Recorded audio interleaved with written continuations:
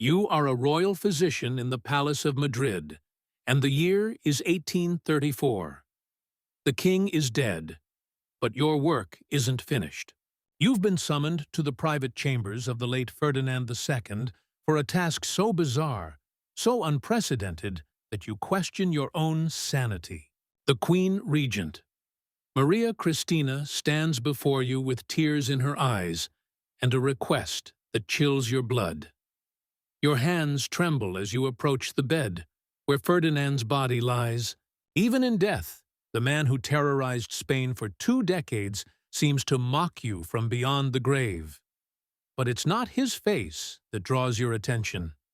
It's what lies beneath the silk sheets, the thing that defined his reign as much as his cruelty, his paranoia, or his betrayals. The anatomical monstrosity that historians would whisper about for centuries but never dare write in their official accounts. Ferdinand VII's member, his grotesquely oversized, bizarrely shaped endowment that was simultaneously the source of his deepest shame and his most twisted pride. As you begin the preservation process, your mind wanders to the stories you've heard whispered in the palace corridors. Stories of special cushions, of screaming wives, of desperate attempts to produce an heir despite nature's cruel joke. You realize you're not just preserving flesh and blood.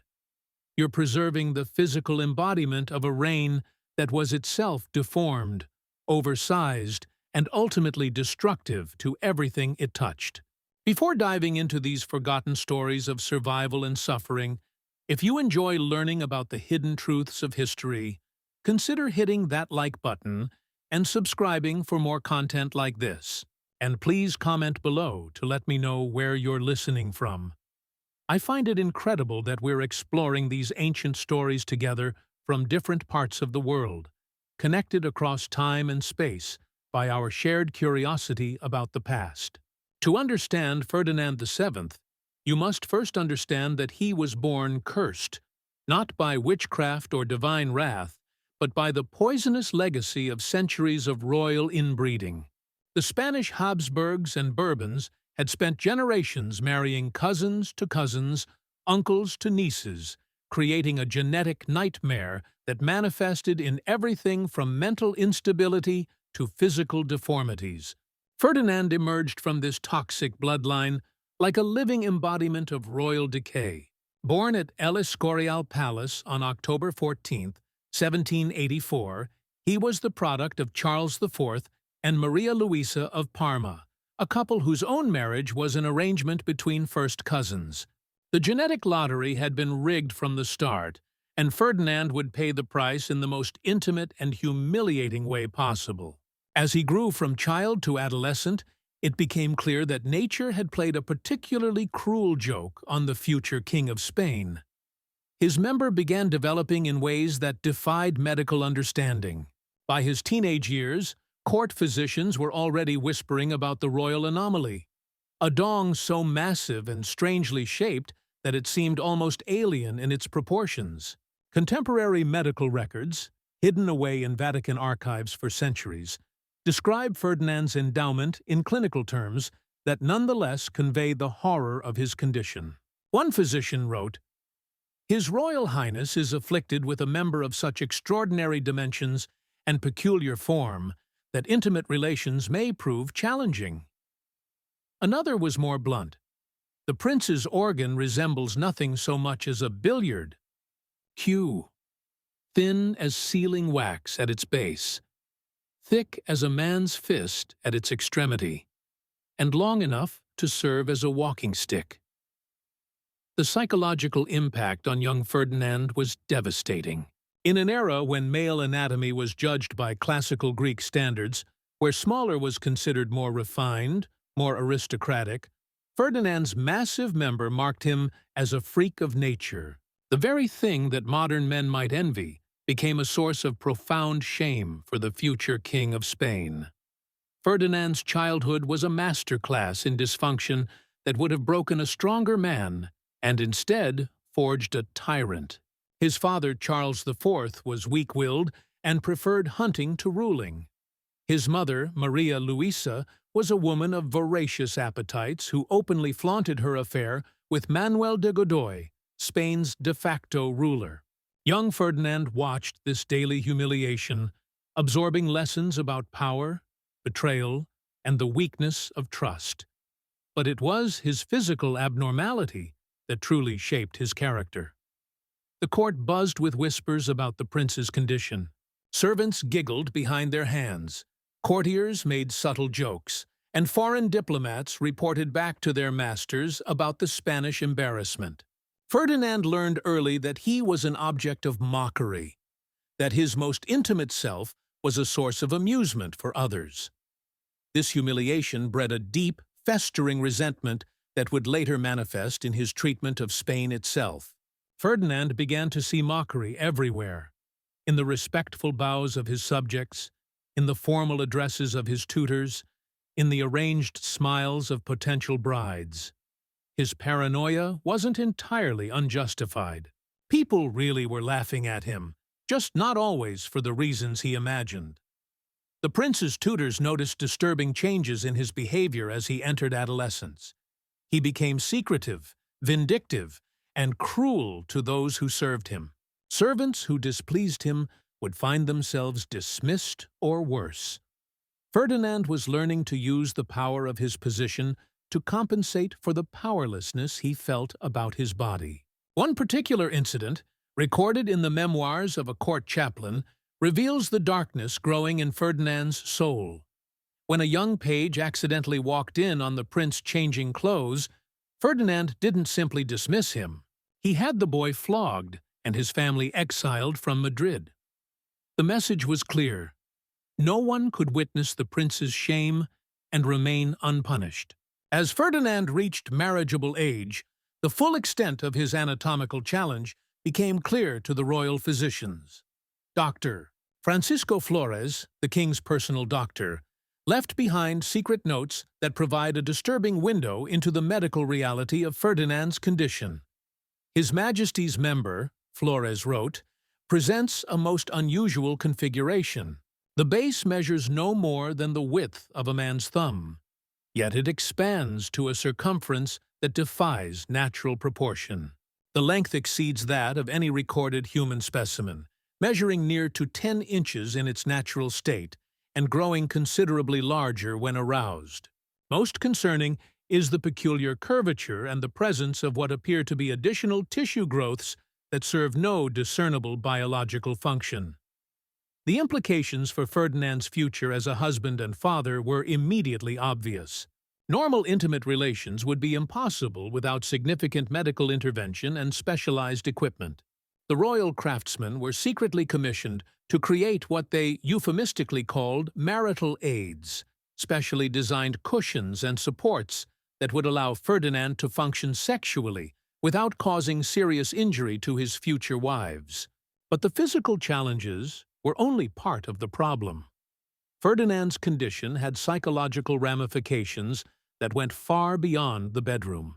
He became obsessed with potions and elixirs that promised to normalize his anatomy or enhance his fertility. Court alchemists and foreign physicians were secretly brought to Madrid, each promising miracle cures that inevitably failed. The prince spent fortunes on these quack remedies. He consumed mixtures of ground rhinoceros horn, powdered pearls, and rare herbs that were supposed to regulate his royal essence. Some potions were meant to shrink his member to normal proportions. Others claimed to enhance his virility despite its unusual shape. All of them were useless. But Ferdinand's desperation made him an easy mark for charlatans and con artists. In 1802, Ferdinand married his first cousin, Princess Maria Antonia of Naples and Sicily. The match was arranged when both were still teenagers, and Maria Antonia arrived in Madrid with romantic notions about her future husband. She had heard he was called the Desired One by some of his supporters and imagined herself marrying a fairy tale prince. The wedding ceremony was magnificent, as befitted the union of two royal houses. The cathedral filled with music. The streets of Madrid echoed with celebration, and the young couple looked every inch the perfect royal partnership. Maria Antonia was beautiful, intelligent, and genuinely excited about her new life. Ferdinand, for his part, seemed almost normal in public, charming, attentive, and appropriately romantic. But royal weddings end, and wedding nights begin. The first sign of trouble came when Ferdinand's valet approached Maria Antonia's ladies-in-waiting with an unusual request. Special preparations were needed for the royal bedchamber. Equipment that the ladies didn't understand but were assured was customary for royal couples. Custom-made cushions were brought in, along with bottles of oils and salves, and various implements that seemed more medical than romantic. Maria Antonia, sheltered and innocent as most royal brides of her era, understood none of this. Her education had been strictly religious, focusing on languages, music, and courtly etiquette. The basic facts of married life had been explained to her in the vaguest possible terms by nervous older women who themselves knew little about the specific challenges she was about to face. When Ferdinand entered the bridal chamber, Maria Antonia's first glimpse of her husband's naked form sent her into hysterics. One lady-in-waiting, writing years later, described the scene. Her Majesty began screaming as though she had seen the devil himself. She backed against the wall, pointing and crying, "Monster! Monster!" until we feared she had lost her reason entirely. Ferdinand's member, described by witnesses as resembling a great club with a thin handle, was unlike anything the sheltered princess had imagined possible. The sheer size of it terrified her, but it was the bizarre shape, the way it curved and twisted, the strange growths along its length, the almost alien appearance of the whole apparatus, that truly broke her composure. What followed was less a romantic wedding night than a medical procedure. Ferdinand's specially trained physicians had to be called in to explain to the horrified princess what would be required of her. The custom cushions were arranged, the oils applied, and a process began that was more akin to surgery than love-making. Contemporary accounts, hidden in private letters between court physicians, describe a scene of almost surreal dysfunction. Ferdinand required the specially designed pillows to support his massive member, preventing it from causing injury to himself during intimate relations. Even with these aids, the process was so traumatic for Maria Antonia that she required laudanum to endure it. The psychological impact on both partners was devastating. Ferdinand, already paranoid and insecure about his condition, became even more twisted when faced with his wife's obvious revulsion. Maria Antonia, meanwhile, developed what modern psychologists would recognize as severe sexual trauma. She began taking larger and larger doses of laudanum, eventually becoming addicted to the substance as a way to escape the horror of her marital duties. Their attempts to produce an heir became a ritualized nightmare that repeated itself with tragic regularity. Ferdinand would summon his physicians, who would prepare the chamber with its specialized equipment. Maria Antonia would be dosed with enough laudanum to make her compliant, but not catatonic. The procedure would be performed with clinical efficiency, after which both parties would retreat to separate wings of the palace to recover from their ordeal. As months turned to years without a successful pregnancy, Ferdinand's desperation reached new heights. He became convinced that his wife's obvious disgust was somehow preventing conception, and he began experimenting with increasingly bizarre methods to overcome what he saw as her feminine weakness. Court records reveal that Ferdinand ordered the creation of special restraints that would hold Maria Antonia in position during their intimate encounters, preventing her from pulling away or expressing her revulsion. These leather and silk contraptions were crafted by the same artisans who made the king's saddles and hunting equipment, adding a particularly disturbing dimension to the royal workshops. The king also became obsessed with timing their encounters according to astrological charts and lunar cycles. He consulted with astronomers, astrologers, and even practitioners of darker arts, who promised to align the stars in favor of royal conception. The palace became a haven for charlatans selling fertility potions, magical amulets, and ritual ceremonies that promised to overcome the curse of Ferdinand's deformed anatomy. One particularly desperate episode involved Ferdinand's consultation with a wandering mystic who claimed to be from the Orient. This supposed wise man convinced the king that his member's unusual shape was actually a sign of divine favor, that he was blessed with the dragon's rod and needed only the proper rituals to unlock its fertility potential. For 3 months, Ferdinand subjected himself and his wife to bizarre ceremonies involving incense, chanting, and positions that were supposedly based on ancient Chinese texts. Twice, miraculously, Maria Antonia did become pregnant. The court rejoiced, Ferdinand's confidence soared, and Spain held its breath waiting for the birth of an heir to the throne. But both pregnancies ended in devastating miscarriages that left the royal couple more traumatized than ever. The first miscarriage in 1804 occurred in the 4th month of pregnancy. Court physicians attributed it to the unusual stresses placed upon Her Majesty's delicate constitution. What they meant, but could never say openly, was that Ferdinand's anatomical abnormality had made the sexual act so traumatic that Maria Antonia's body couldn't sustain a pregnancy to term. The second miscarriage in 1805 was even more devastating. This time, Maria Antonia carried the child almost to full term before losing it in a labor so difficult and bloody that it nearly killed her.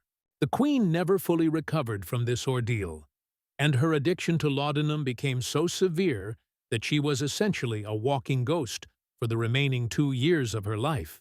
Ferdinand's reaction to these losses revealed the true depths of his selfishness and cruelty. Rather than showing compassion for his wife's suffering, he became convinced that she was deliberately sabotaging their chances of producing an heir. He accused her of taking substances to prevent pregnancy, of deliberately moving in ways that would cause miscarriages, and of harboring secret liberal sympathies that made her unwilling to provide Spain with a proper Catholic heir. These accusations, whispered in the corridors of the palace, destroyed what little remained of Maria Antonia's mental health. She began to believe that she was indeed cursed, that her body was rejecting Ferdinand's seed because of some hidden sin or divine displeasure. Her last months were spent in almost constant prayer, begging forgiveness for sins she couldn't name and crimes she had never committed. When Maria Antonia died in May 1807 at the age of only 21, the official cause was listed as fever and complications from her delicate constitution. The truth was far darker. She had essentially died of despair, her body and mind destroyed by years of sexual trauma, drug addiction, and psychological abuse. But even in death, Maria Antonia couldn't escape the twisted world of Ferdinand's paranoia. Rumors immediately began circulating that she had been poisoned, not by political enemies, but by Ferdinand himself, who had grown tired of her failures as a wife and wanted to start fresh with a new bride who might be more successful at producing an heir. These rumors were fueled by the suspicious death of the palace apothecary, who was found dead in his chambers just days after Maria Antonia's passing. He had left behind a cryptic letter that was immediately seized by Ferdinand's agents and never seen again. Some whispered that the letter contained confessions about poisons administered to the queen. Others believed it revealed the true nature of Ferdinand's medical condition and the impossible demands placed on his wife. Ferdinand's behavior following Maria Antonia's death was telling. While he made the appropriate public displays of grief, privately he seemed almost relieved. Within weeks, he was already making inquiries about potential second wives, focusing particularly on women who had already proven their fertility by bearing children in previous marriages. The king's physicians, meanwhile, were working frantically to develop new treatments for his condition. If Ferdinand was to remarry successfully, they needed to find ways to make intimate relations less traumatic for his future wives. This led to some of the most bizarre medical experiments in royal history, as doctors attempted to create ever more sophisticated marital aids and develop new surgical techniques that might reshape Ferdinand's anatomy. As Ferdinand approached his second marriage, his character was already showing the twisted traits that would later make him one of history's most despised monarchs. The sexual trauma of his first marriage, combined with his deep-seated insecurities about his physical condition, had created a man incapable of genuine human connection or empathy. Ferdinand had learned to see other people not as individuals with their own feelings and needs, but as tools to be used for his pleasure or obstacles to be eliminated. His first wife had been a tool that failed to function properly and had to be discarded. His subjects were tools for maintaining his power and feeding his ego. Anyone who opposed him was an obstacle that needed to be destroyed. The prince's interactions with the palace staff revealed his growing sadism. He began testing the limits of his power by issuing increasingly arbitrary and cruel orders. Servants who accidentally glimpsed his naked form were not just dismissed, but often disappeared entirely. Guards who failed to maintain absolute secrecy about the royal chambers found themselves assigned to the most dangerous frontier postings in Spain's crumbling empire. Ferdinand also developed an obsession with the idea that people were constantly mocking him behind his back. This wasn't entirely paranoid. People really were talking about his condition, but Ferdinand's response was disproportionate and increasingly violent. He began maintaining lists of suspected mockers and planning elaborate revenge scenarios that he would implement once he had the power to do so. By 1807, Ferdinand had become the center of a complex conspiracy involving some of Spain's most powerful nobles and military officers. These men saw the prince as their vehicle for overthrowing the weak government of Charles IV and his despised minister, Manuel de Godoy. What they didn't understand was that they were allying themselves with a man whose sexual dysfunction had created a personality disorder that would ultimately prove more dangerous than the incompetence they sought to replace. The conspirators called themselves the Fernandinos and worked tirelessly to build Ferdinand's reputation as El Deseado, the desired one. They spread propaganda about his intelligence, his patriotism, and his potential as a reformist king who would restore Spain to its former greatness.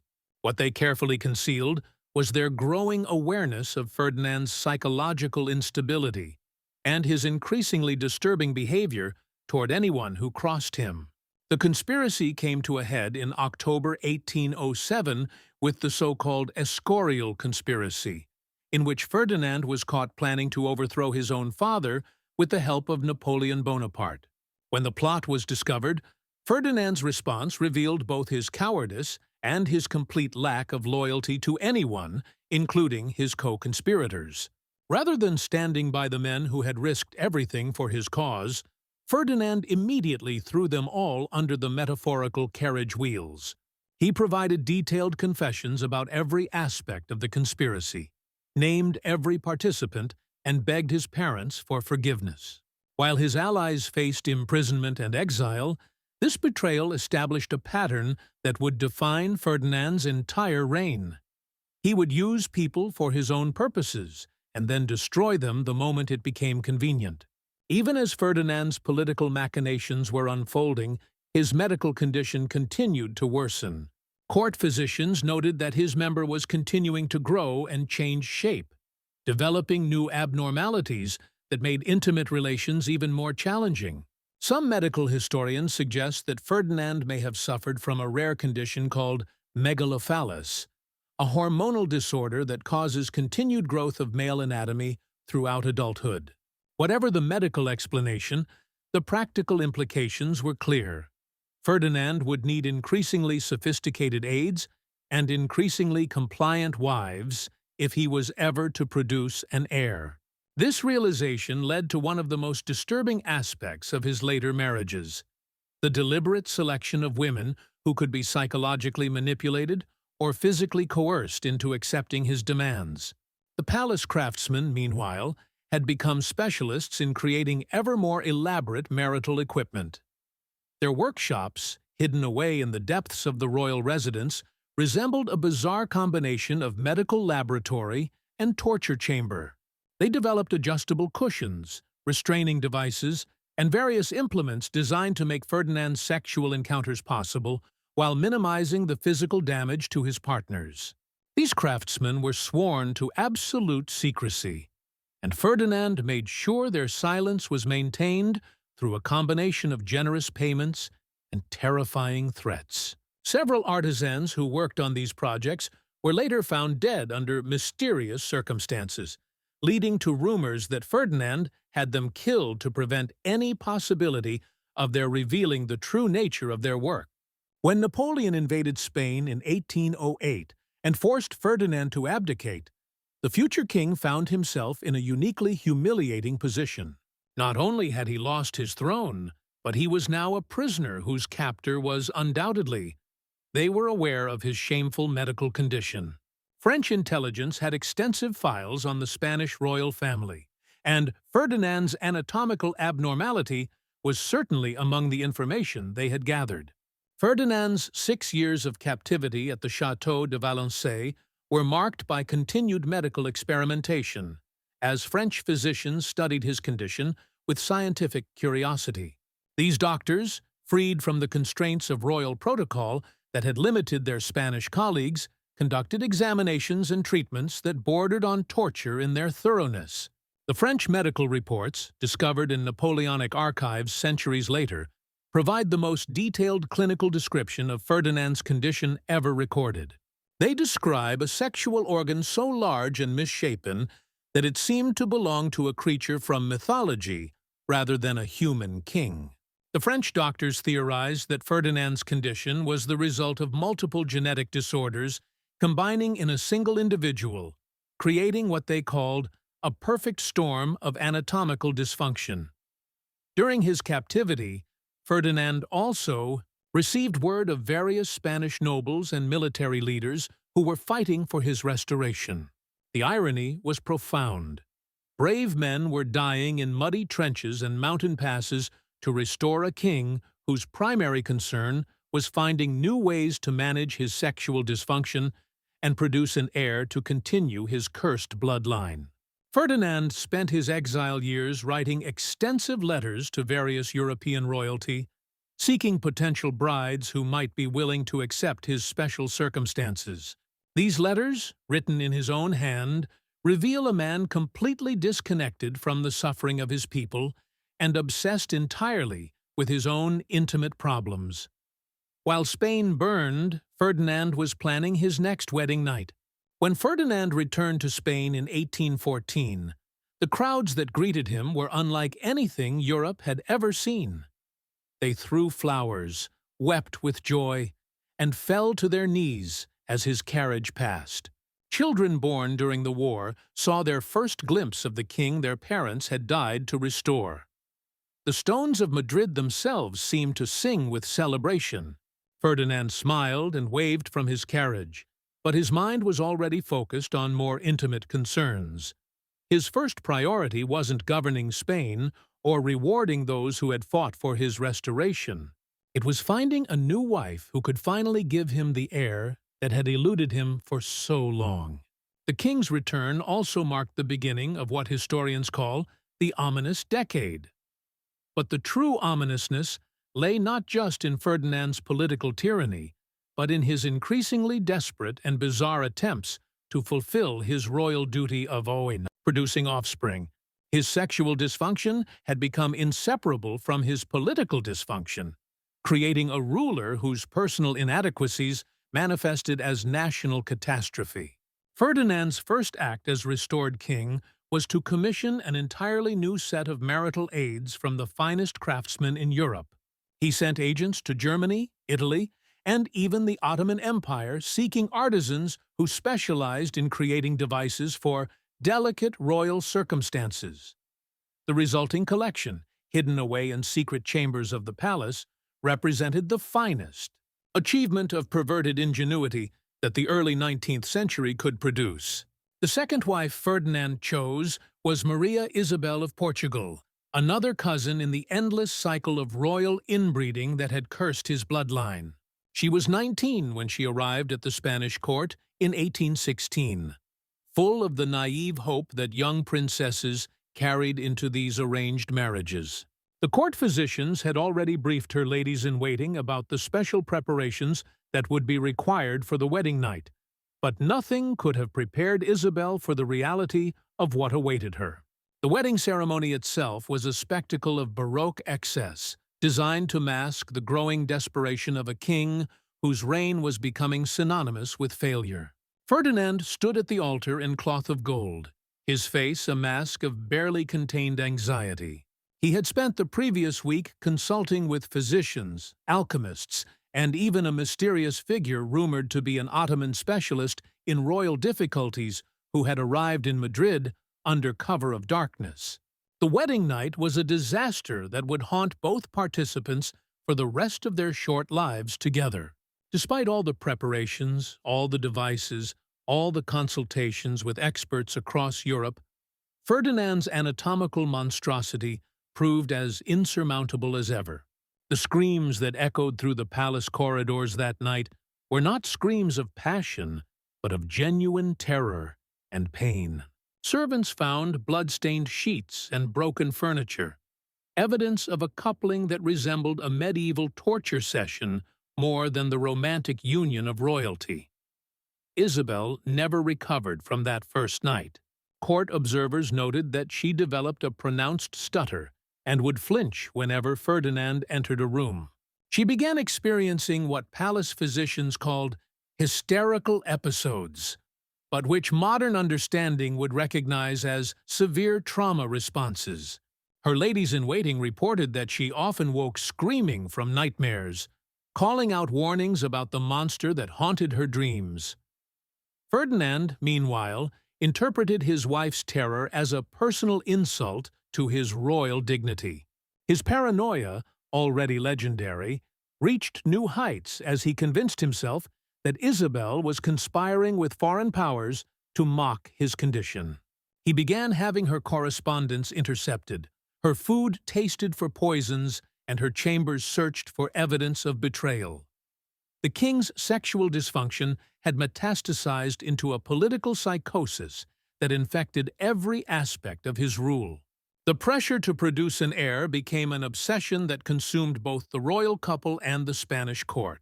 Ferdinand commissioned a series of increasingly bizarre medical consultations, bringing together physicians, anatomists, and even circus performers who claimed expertise in unusual anatomical challenges. The royal bedchamber became a laboratory of sexual experimentation that pushed the boundaries of human endurance and dignity. One particularly disturbing account, found in the private diary of a court physician who served during this period, describes Ferdinand's decision to invite foreign experts to observe his attempts at procreation. The king, desperate for solutions, allowed German anatomists and French physicians to witness his intimate failures, turning his marriage bed into a grotesque medical theater. These observers took detailed notes and made sketches that were later circulated among European medical schools, making Ferdinand's sexual dysfunction a subject of academic study across the continent. Isabel, subjected to this parade of voyeuristic medical consultation, began showing signs of complete psychological collapse. She stopped eating regularly, lost dangerous amounts of weight, and developed a 1,000-yard stare that servants found more frightening than her earlier outbursts. The young queen had become a living ghost, haunting the halls of a palace that had become her prison. The political consequences of Ferdinand's personal failures were becoming impossible to ignore. Spain's American colonies, already in revolt, pointed to their king's inability to produce legitimate heirs as evidence of divine displeasure with Bourbon rule. Revolutionary propaganda depicted Ferdinand as a sexually impotent tyrant whose physical inadequacies mirrored his political incompetence.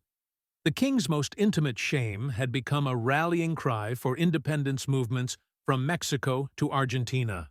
Ferdinand's response to these challenges was characteristically paranoid and brutal.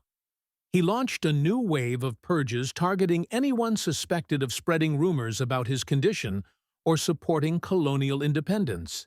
The Inquisition, which he had restored upon his return to power, began investigating cases of sexual slander against the crown, creating a climate of terror where even private conversations between married couples could result in imprisonment or death.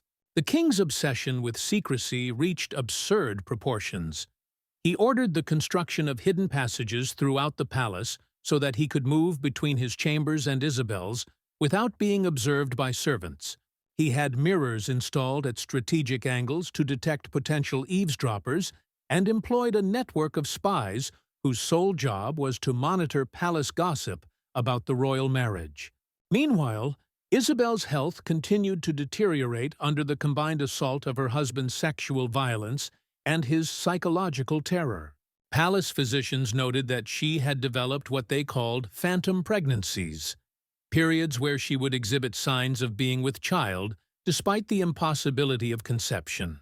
These episodes seemed to provide Ferdinand with brief moments of hope, followed by crushing disappointment when the truth became apparent. The Queen's phantom pregnancies became a source of bitter irony in a court already drowning in dysfunction.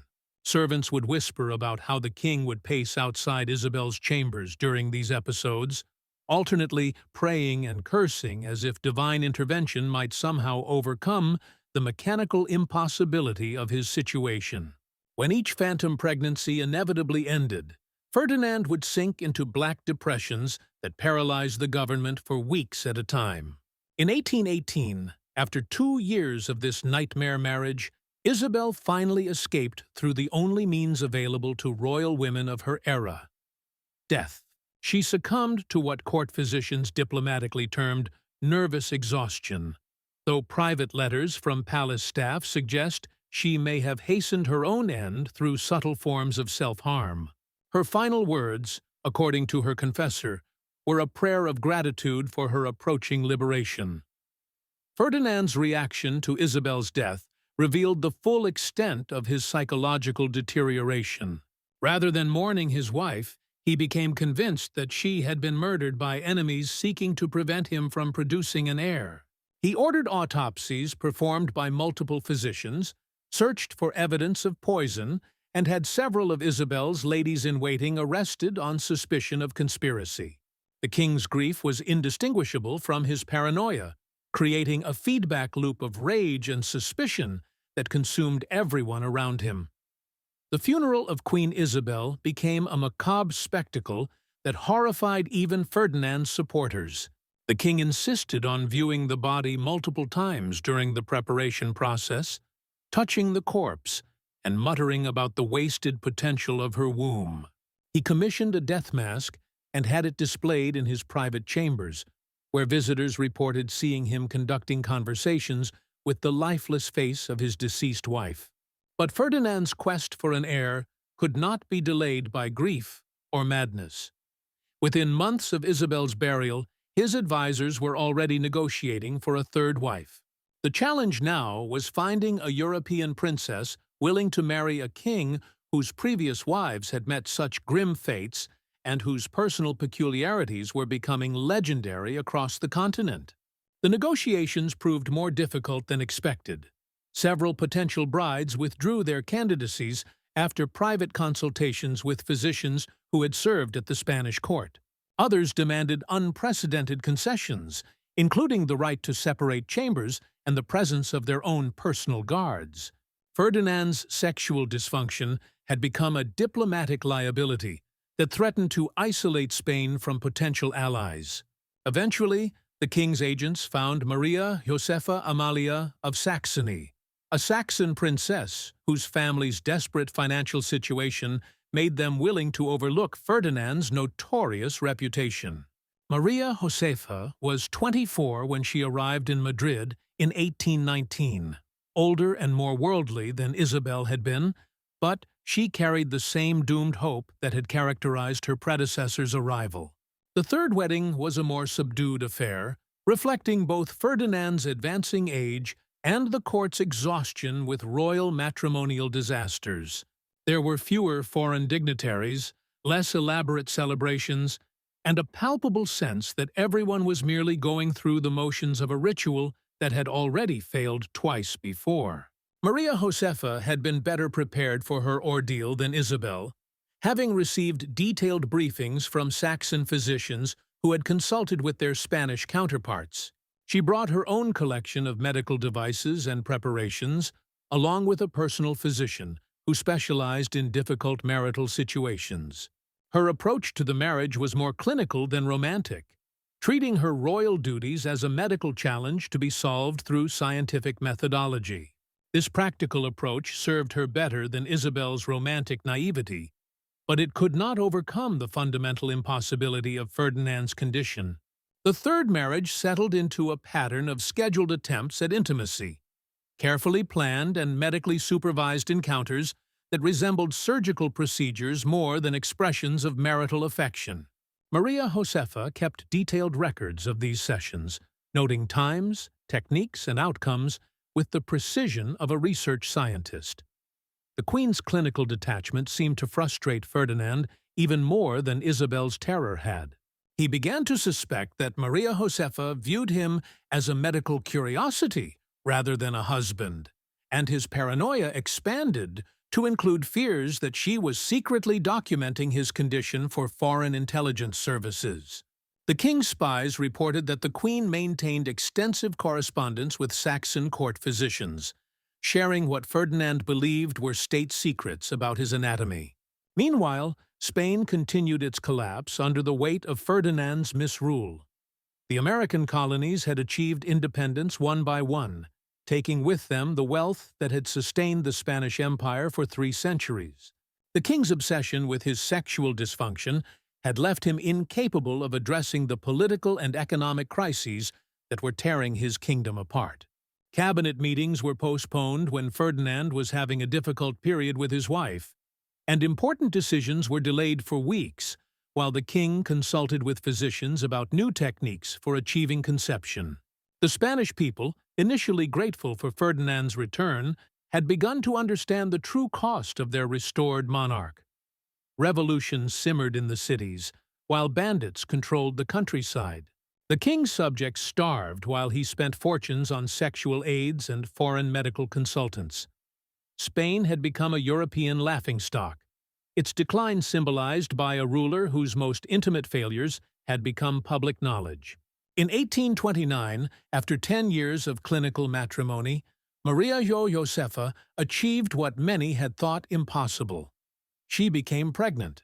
The news sent shockwaves through the Spanish court and across Europe, where diplomatic correspondence buzzed with speculation about how Ferdinand had finally overcome his anatomical obstacles. Some suggested divine intervention, others credited advances in medical science, while the most cynical observers whispered about infidelity and illegitimate succession. Ferdinand's reaction to the pregnancy was a mixture of euphoria and terror. He hired additional guards to protect Maria Josefa, brought in the finest physicians from across Europe, and had her chambers blessed by every religious authority in Madrid. The king's desperation to protect this miraculous pregnancy bordered on madness, as he convinced himself that enemies would attempt to sabotage his long-awaited heir through supernatural or scientific means. The pregnancy progressed normally until the 7th month, when Maria Josefa began experiencing complications that palace physicians struggled to understand. Modern medical knowledge suggests she was suffering from placental abruption, a condition that could have been managed with proper care. However, Ferdinand's interference with her medical treatment, his insistence on consulting mystics and alchemists alongside trained physicians, created a chaotic environment that made effective intervention impossible. On May 18, 1829, Maria Josefa went into premature labor. The delivery was a horror that traumatized everyone present, as Ferdinand insisted on personally supervising the proceedings despite having no medical knowledge whatsoever. The baby, a daughter, lived for only a few hours before succumbing to the complications of premature birth. Maria Josefa survived the delivery but never recovered her strength, dying 3 weeks later from what physicians termed childbed fever, but which was more likely a combination of infection and despair. Ferdinand's reaction to this double tragedy revealed the complete breakdown of his sanity. He refused to allow either body to be buried, insisting that court physicians continue attempting to revive both mother and child through increasingly bizarre means. For nearly a week, the palace was filled with the stench of decay as the king denied the reality of his losses and demanded that his medical staff perform impossible resurrections. When Ferdinand finally accepted that his wife and daughter were dead, he fell into a depression so profound that courtiers feared for his life. He stopped eating, refused to see advisors, and spent his days staring at the death masks he had commissioned for all 3 of his wives. The king had become a living ghost, haunting his own palace while Spain crumbled around him. But fate had one final cruel joke to play on Ferdinand VII. In 1829, at the age of 45, the king, who had spent decades unable to produce a living heir, suddenly found himself facing an unexpected 4th marriage. His advisors, desperate to provide stability for a collapsing kingdom, had identified Maria Cristina of Naples as a potential bride. What they didn't tell Ferdinand until after the marriage negotiations were complete was that Maria Cristina was already pregnant by another man when she arrived in Madrid. The 4th wedding, conducted in 1829, was a farcical affair that fooled no one. Maria Cristina was visibly pregnant when she walked down the aisle, carrying a child that could not possibly be Ferdinand's. The king, however, was so desperate for an heir that he willingly accepted this obvious deception, convinced that divine providence had finally answered his prayers through unconventional means. The birth of Isabella II in 1830 should have marked the culmination of Ferdinand's quest for succession, but instead it became the source of new anxieties. The king knew the child was not biologically his, yet he had to maintain the fiction of legitimacy to preserve his dynasty. His relationship with Maria Cristina was built on mutual deception. She pretended to respect him while he pretended to believe her child was his own. Ferdinand's final years were marked by the same sexual dysfunction that had defined his entire adult life, but now with the added burden of maintaining a fraudulent succession. He continued his desperate attempts at intimacy with Maria Cristina, hoping to produce a child that would actually be his own blood. These efforts, witnessed by the same parade of physicians and specialists who had observed his previous failures, became even more pathetic as his advancing age made success increasingly unlikely. The paranoia that consumed Ferdinand's final years manifested in ways that shocked even the cynical courtiers who had witnessed decades of royal madness. The king began conducting random inspections of his wife's chambers at all hours, bursting through doors with armed guards to catch Maria Cristina in imagined acts of treason. These midnight raids terrified the queen's ladies-in-waiting, who never knew when they might find themselves face to face with a wild-eyed monarch wielding accusations of conspiracy. Ferdinand's obsession with surveillance reached grotesque proportions. He had peepholes drilled into the walls between his chambers and Maria Cristina's, spending hours watching her through these crude spy holes like some demented voyeur. Palace servants reported seeing the king's eye pressed against these openings during his wife's most private moments, while she nursed their daughter, while she prayed, while she simply sat in contemplation. The queen, aware of this constant observation, began to move through her own rooms like a prisoner, carefully controlling every gesture and expression. The food-tasting rituals became elaborate ceremonies of suspicion that could delay meals for hours. Ferdinand insisted that not only must every dish be tasted, but that the tasters must wait 30 minutes between sampling and serving to ensure any slow-acting poisons would take effect. The king watched these unfortunate servants with the intensity of a hawk studying prey, searching their faces for any sign of distress that might indicate contamination. Several tasters collapsed from nervous exhaustion under this constant scrutiny, which only reinforced Ferdinand's belief that assassination attempts were imminent. Maria Cristina, trapped in this web of suspicion, began showing signs of the same psychological deterioration that had claimed Ferdinand's previous wives. Her letters to her family in Naples, intercepted and read by the king's spies, revealed a woman slowly losing her grip on sanity. She wrote of feeling constantly watched, of jumping at shadows, of finding herself unable to trust even her own servants. The queen described her life as existing in a glass cage, where every breath is monitored for signs of rebellion. The king's paranoia extended beyond his immediate family to encompass the entire court structure. He began rotating his personal guards daily, convinced that prolonged service would lead to corruption by enemy agents. Cabinet ministers found themselves subjected to loyalty tests that bordered on the absurd. Ferdinand would make contradictory statements in private meetings to see if ministers would correct him, interpreting any contradiction as evidence of treasonous intentions. The Spanish court, once the envy of Europe for its sophisticated etiquette and cultural refinement, devolved into a bizarre theater of mutual surveillance. Courtiers learned to speak in coded language. To avoid direct eye contact with the K, conversations were conducted in whispers. Relationships were formed and dissolved based on perceived loyalty to competing factions, and everyone understood that a careless word could result in imprisonment or exile. The king would spend hours staring at the baby, searching her features for signs of resemblance to himself or to possible fathers. He commissioned artists to create detailed portraits of Isabella at various stages of infancy, comparing these images to paintings of himself and Maria Cristina's previous lovers. The question of Isabella's paternity tormented Ferdinand with particular intensity, because it represented the ultimate triumph of his sexual dysfunction. Here was a child who would inherit his throne precisely because he had been unable to produce legitimate offspring. The irony was not lost on him that his greatest political success, securing the succession, was simultaneously his most profound personal failure. This contradiction ate at him like acid, poisoning his few moments of happiness with his daughter. Ferdinand began consulting genealogists and physicians, hoping to find scientific proof of Isabella's legitimacy that would quiet his doubts.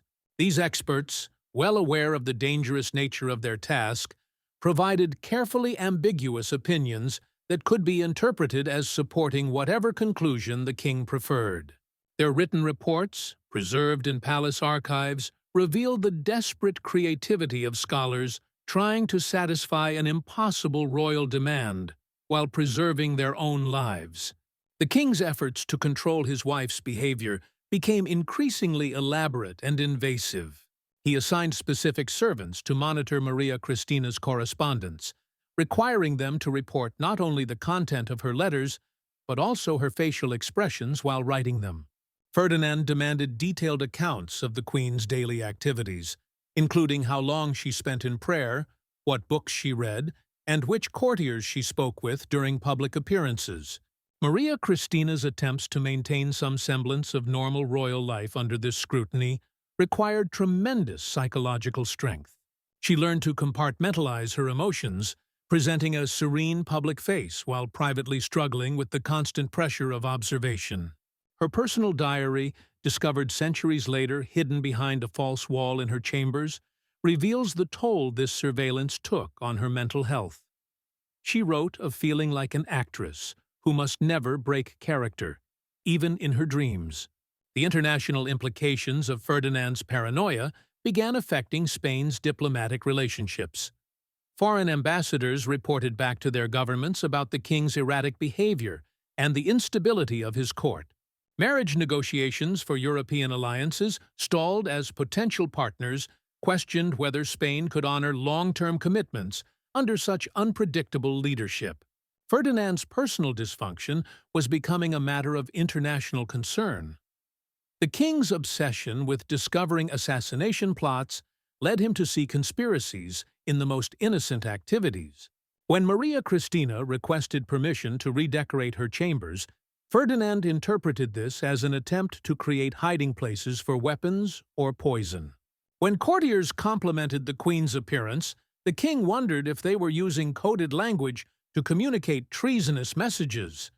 Even religious observances became suspect. Ferdinand questioned whether Maria Christina's increased devotions were genuine piety or secret communications with foreign Catholic powers. The economic cost of Ferdinand's paranoia was staggering. The crown spent enormous sums on security measures, spy networks, and loyalty investigations, while Spain's treasury emptied and its people suffered. The king commissioned the construction of secret passages throughout the palace, installed elaborate alarm systems, and maintained multiple sets of food tasters, guards, and servants to ensure no single group could coordinate against him. These expenses drained resources that might have been used to address Spain's mounting financial crisis.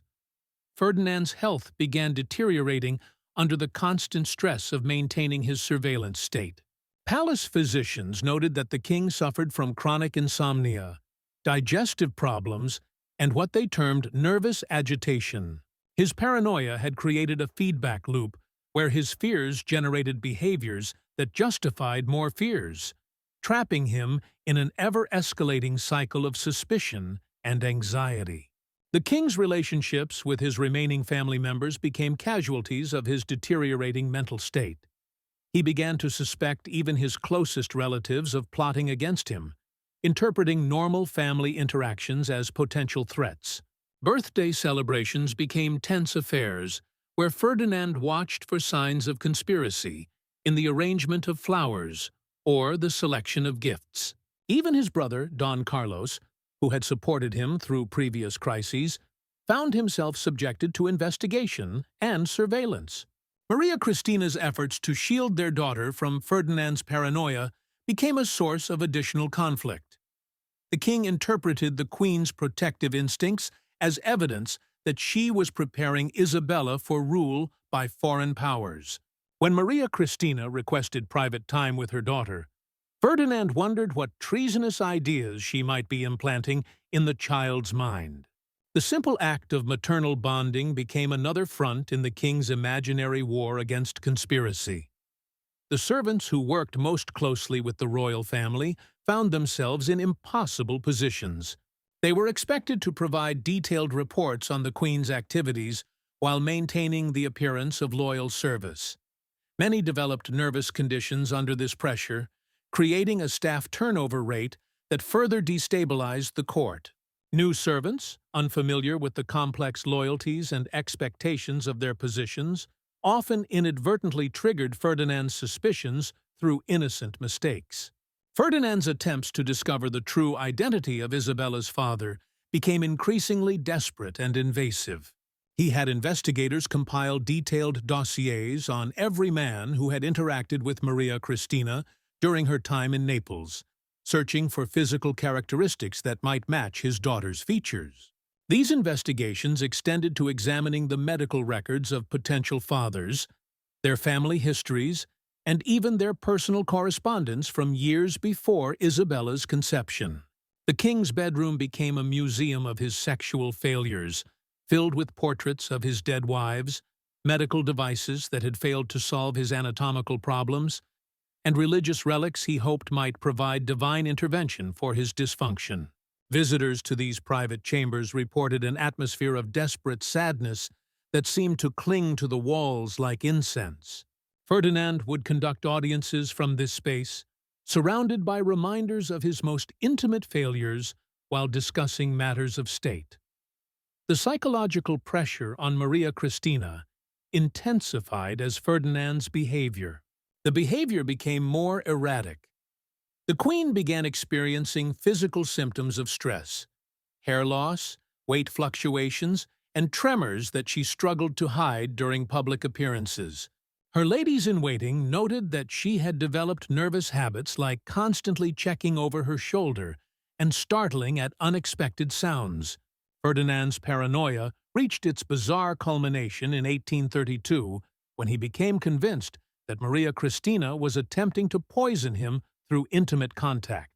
The king began demanding that his wife submit to medical examinations before any physical interaction, searching for evidence of toxins that might be transmitted through skin contact. These examinations, conducted by court physicians in Ferdinand's presence, represented the final degradation of whatever remained of their marital relationship. The international community watched Spain's descent into madness with a mixture of fascination and horror. Diplomatic correspondence from this period reveals that European powers were actively planning for the eventual collapse of Ferdinand's government. Recognizing that the king's personal dysfunction made stable rule impossible, some nations began secretly supporting regional independence movements within Spain, calculating that the fragmentation of the Spanish Empire would be preferable to its continued rule by an unstable monarch. As 1833 dawned, Ferdinand's physical health finally began reflecting the psychological damage of his paranoid reign. Court physicians noted that the king had developed a persistent tremor, chronic digestive problems, and what appeared to be early signs of cognitive decline. His speeches became rambling affairs, filled with accusations against unnamed enemies and references to conspiracies that existed only in his imagination. The end, when it came, was almost anticlimactic after decades of dramatic dysfunction. Ferdinand simply began fading away, his body finally succumbing to the accumulated stress of a lifetime spent battling his own anatomy and psychology. In his final days, he drifted between consciousness and delirium, sometimes calling out to his dead wives, and sometimes issuing orders for investigations of plots that had never existed. In 1833, Ferdinand II finally achieved the peace that had eluded him in life through the simple expedient of death. The official cause was listed as gout, but palace physicians privately acknowledged that the king had essentially died of exhaustion, physical, psychological, and spiritual exhaustion brought on by decades of sexual frustration and political paranoia.